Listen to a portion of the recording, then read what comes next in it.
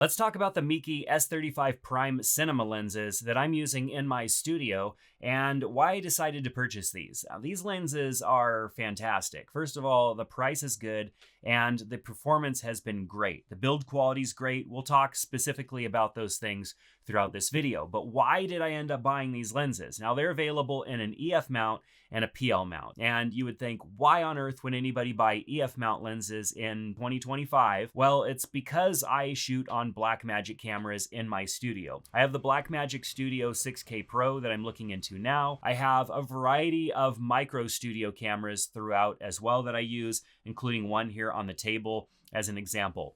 And the Studio 6K Pro is a Canon EF mount. It's good because there's lots of Canon EF mount lenses and you can get them pretty cheap. I mean, I had to pick up this Canon 24-105 f4. This is the second series of that lens. I had to pick it up because I wanted a lens for my Studio 6K Pro that had some zoom and also had autofocus support. But in an environment like this, I don't need autofocus and I also don't need zoom. I'm going to set my camera and my lens and I'm going to basically forget it. I just want to sit down and hit record. And there are a lot of other scenarios as well where a fixed focal length and fixed focus might work out, or an easy method of adjusting autofocus, which of course you can do on these lenses. We'll talk a little bit about that. So I'm going to talk about this from a couple of different angles. First of all, it's from using the Blackmagic Studio camera, which is an EF mount, and why I didn't go with something else other than these lenses. Then we're going to talk about the performance of these lenses. So first of all, EF mount is a challenge because you don't necessarily want to go and invest in a bunch of EF glass because there aren't many cameras coming with an EF mount on them anymore. However, EF glass can be adapted to pretty much everything. It was the glass that people were adapting to mirrorless cameras when Sony mirrorless cameras first came out. So there's tons of adapters, everything from just simple adapters to speed boosters. And so you could pretty much adapt these lenses to everything. Now, when buying cinema lenses, I would prefer to buy PL mount lenses because you can adapt that to pretty much everything, but EF mount cameras. There are not many PL mount to EF mount attachments or adapters out there, and nothing that was going to work with the Blackmagic Studio 6K Pro. So I opted to go with the EF mount lenses, knowing that it's very easy and affordable to buy an EF mount to E mount, which I use all Sony cameras when I'm not in the studio. And so I can easily adapt these lenses to pretty much anything else, even though they are EF mount.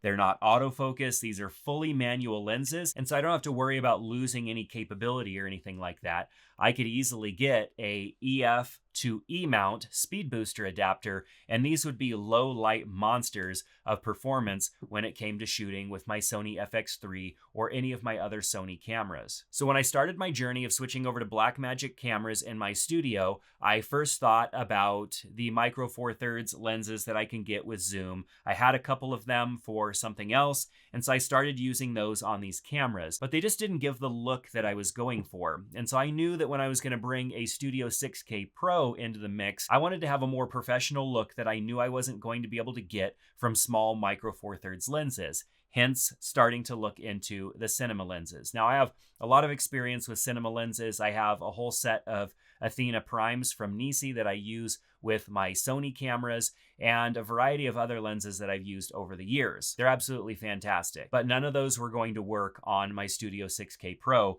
so I started looking into the Meike lenses. Now, the reviews that I had seen online talked about the build quality being great, talked about the basic things of these lenses, but there wasn't really anybody using them in a studio environment like this, so I had to just buy them and give them a try on my own.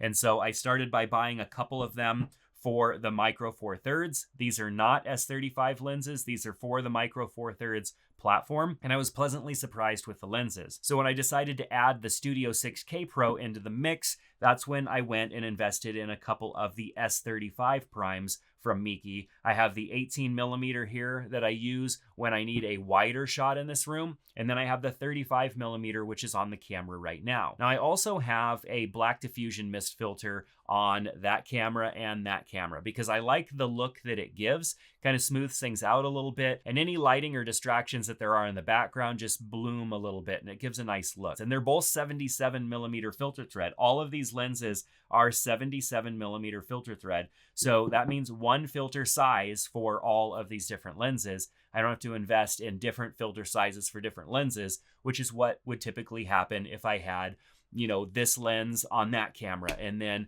a micro four thirds lens, maybe a Lumix lens or something like that over here and a different one up there. I'd have all of these different filter threads that I'd have to deal with and manage that may or may not be useful with any of my other lenses. So one filter size to rule them all, which is great. The outer body of all of these lenses is also 80 millimeters, and so I can adapt that easily to matte boxes should I want to take these lenses out into the field and shoot with additional filtration. So all of the Super 35 primes have an 11 blade iris in them, and that is going to produce nice smooth bokeh in those situations where you have it available. And this particular shot, I don't have a whole lot of depth of field, kind of purposely. I don't want everything that's behind me to be so out of focus that you can't tell what it is, which would be a little distracting. And then there's just a wall back there. But I would feel comfortable going into other environments with these lenses and shooting. And since I've invested in several of these EF mount lenses, and I have an EF mount to E mount speed booster that I bought ages ago,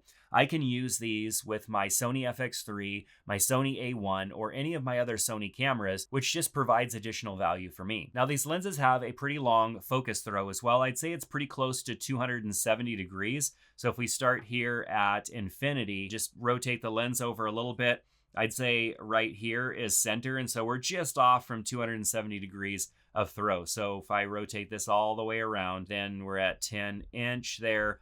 And you can see pretty close to 270 degrees, which is not bad. All of these lenses are going to have a different minimum focus distance. The 35 millimeter that I'm looking into now has a minimum focus distance of 48 centimeters, and this 18 millimeter, 25 centimeters. And so it's not the best as far as minimum focus distance, but it's pretty good for a cinema lens. The entire line of these S35 lenses max out at T2.1, which is not the fastest, but pretty fast, and it's going to work relatively well, especially when attached to a speed booster and used on a Sony camera. These lenses individually range between $550 and $650. I've seen them on sale, sometimes as low as $500.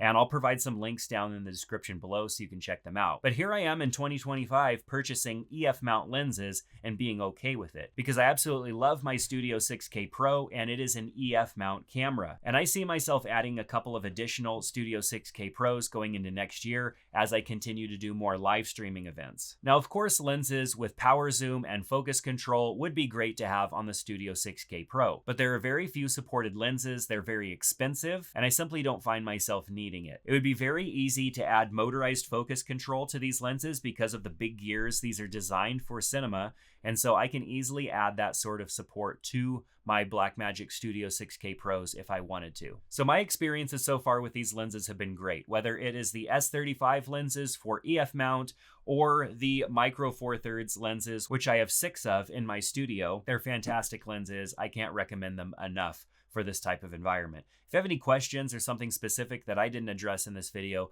make sure to ask that down in the comment section below. I'll certainly be producing more content about my live streaming setup as well as my studio setup as it's continuously evolving as I find better solutions for what I'm doing. If you want to learn more about building out your own live streaming setup, I've got additional videos as well as a course on that, so make sure to check out the link in the description below. But that's going to do it for this video. Thanks for checking it out. I hope it was helpful, and I'll see you back in another one soon. Take care.